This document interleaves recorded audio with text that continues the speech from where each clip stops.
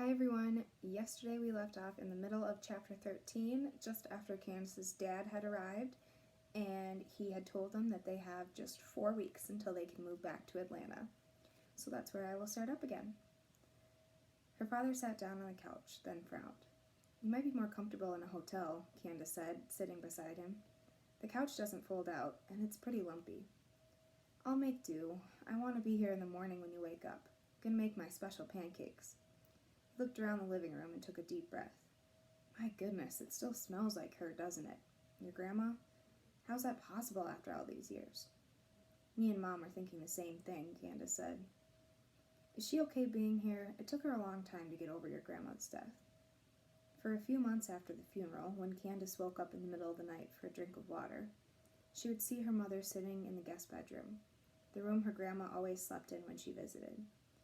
Grandma lived and worked outskirts of Atlanta, but she would stay with them at least one weekend every other month. Candace would still smell the lavender in that room, too. Not coincidentally, her father would always find a construction site outside of the city to inspect whenever her grandmother came to visit. "So the house," she said. 4 weeks?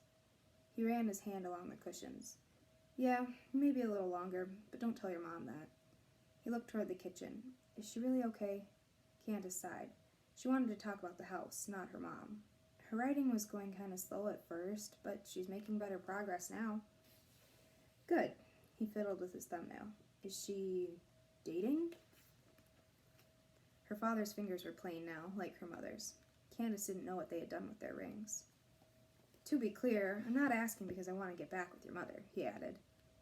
"I know, Dad. It's just, I don't know if I should be sharing this with you." She shifted in her seat. "But no, I don't think she's seeing anyone." "I want her to be happy. I want you both to be happy. To be cared for." He nudged his daughter. "You are happy, aren't you?" "I'm not sad. There are worse places than Lambert." She waited for her father to offer to let her stay with him, but he just said, "I'll talk to the guys. See if I can get them to speed it up. Try to get you home before the end of the month." Candace would have liked nothing better than that, but that meant she was running out of time to solve the mystery. "Did you bring your work laptop? The one with the data plan?" "Let me guess, your mom's gone without Wi-Fi again." He stood up to get his bag. "What do you need it for?" "I want to get online." Not a lie, technically. He handed her the laptop. "You know the password. Don't go downloading anything suspicious." "Do you have your phone cable as well?" After he nodded, Candace pulled the iPod from her pocket. "I want to download some new games, and maybe some more music." She smiled. "You know, something from this decade?" "Ouch," he said, placing his hand over his heart. "At least now I know where my iPod went." Technically it hadn't went anywhere, Candace wanted to say. He just abandoned it when he moved out. He handed her the cable, then watched as the iPod synced with his laptop. He pointed at the screen. "Why don't you play our song?" Candace clicked on September by Earth, Wind, and Fire. It was one of his favorites. Her dad nodded to the beat as music filled the room. He kind of reminded Candace of a bobblehead doll. "Don't give me that look," he said. "You used to love this song too. Probably knew the words before you learned your ABCs." He rose and began to dance, shuffling across the carpet and waving his arms. Candace grinned. "Your dancing hasn't improved." "Wait until you hear my singing." "Dad, don't!" He wrinkled as he stretched his arms out to her and began singing. Candace, now full out laughing, leapt from the couch. As cheesy as all of this was, she loved it. She missed it. Her father scooped her up and dipped her, then spun her around. "You know, you're not going to be able to dance with me forever," Candace said as she tried to match her father's moves. "Eventually I'll be too big." He took her hands and twirled her again. "Candy, don't you know, you'll never be too big to dance with your father." Chapter 14. Candace woke up on Saturday morning to the most wonderful smell, frying bacon. Her dad was probably fixing his famous blueberry pancakes as well. Even now he liked to make the pancakes into shapes, hearts for Candace and stars for her mom. Candace wasn't naive. She had studied the statistics and done the research. She knew her parents weren't getting back together. Still, she liked having them both around. That is, when they weren't fighting. If one was busy, the other was there to listen as she rambled about her day, or help with her homework, or do whatever. And unlike her mother, her dad could throw down in the kitchen. She glanced at her father's laptop sitting on the nightstand. She had brought it to her room with the intention of searching for James Parker, but hadn't felt right to take the step without Brandon. She decided she'd give him until the afternoon to talk to her, and then she'd start back on the hunt, with or without him.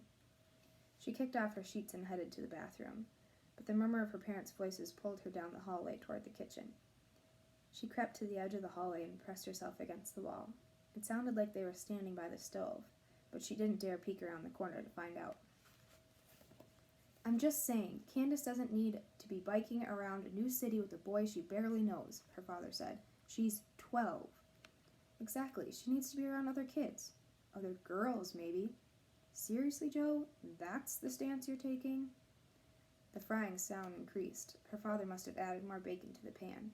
"She's a baby, Anne, and she's not happy. I've been thinking, maybe she should come back to Atlanta with me." Candace's heart welled up inside her. Finally, he wanted her there after all. "I can cut down on my travel for the next month," her father continued. "And if I convert the spare..." "God, won't you ever stop lying to yourself?" "Language," her father said. He didn't like it when her mother used the Lord's name in vain. "We both know your schedule isn't the reason she's not staying with you. Or is Danielle no longer living at your apartment?" Candace sucked in her breath.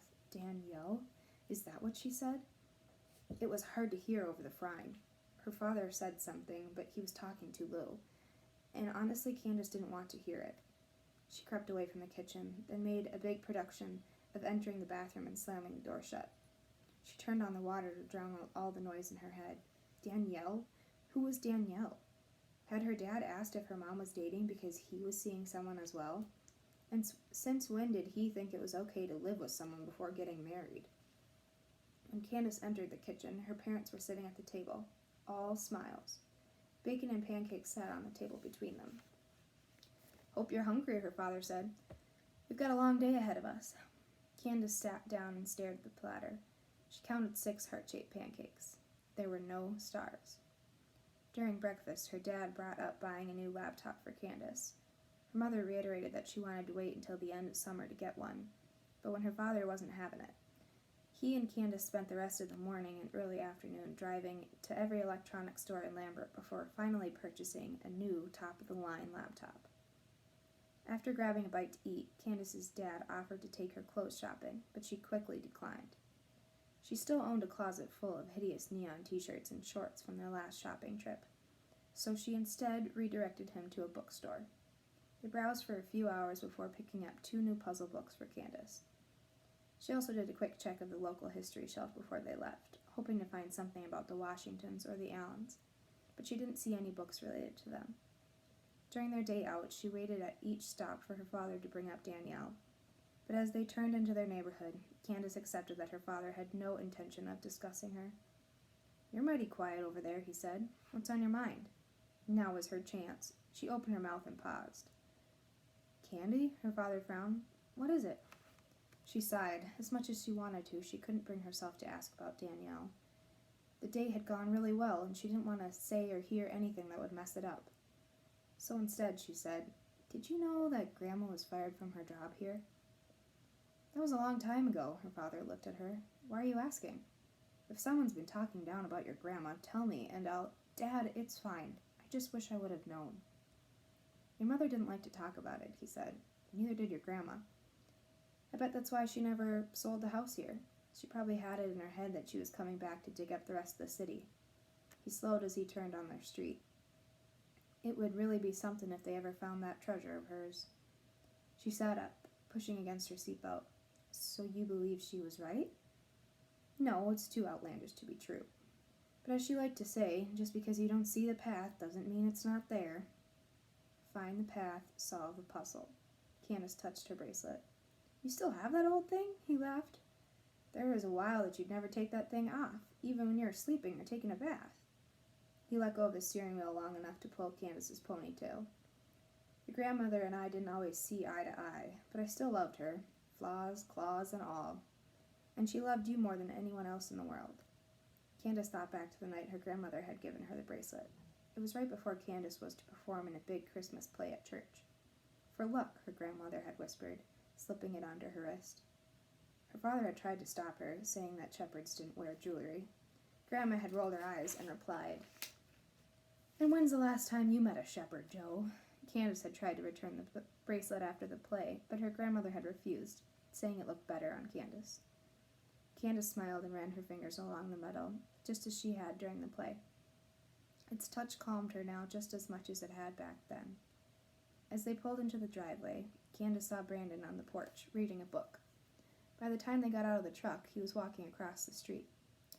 "Brandon, I presume?" her father whispered. Candace nodded. Brandon offered a small wave as he reached their driveway. "Hey, I was looking for you earlier," he said.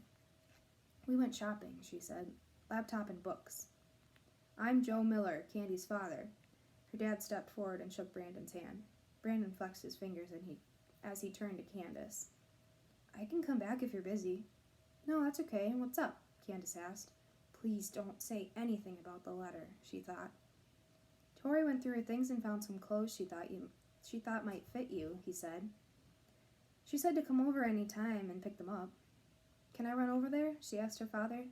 Now would be the perfect time to take a quick look at that DVD. Her father scratched his beard. I don't know." "Go ahead," her mother said from behind her. Candace hadn't realized her mom had stepped outside. "But not too long. Maybe an hour?" "It won't take that long," Candace said. "Oh, an hour is fine. Your father and I need to finish our talk from this morning." Okay." The air suddenly seemed too thick. Everything felt wrong. She wondered if Brandon could sense it as well. "Let me run these inside," she said, holding up her bags. Her father reached for them. "I can take these in for you." "No, it's okay." Candace was already heading to the door. "Be back in a sec." Chapter 15. And actually, I think we're going to stop right there. And I would like you to make some predictions about what the kids are going to find on the DVD.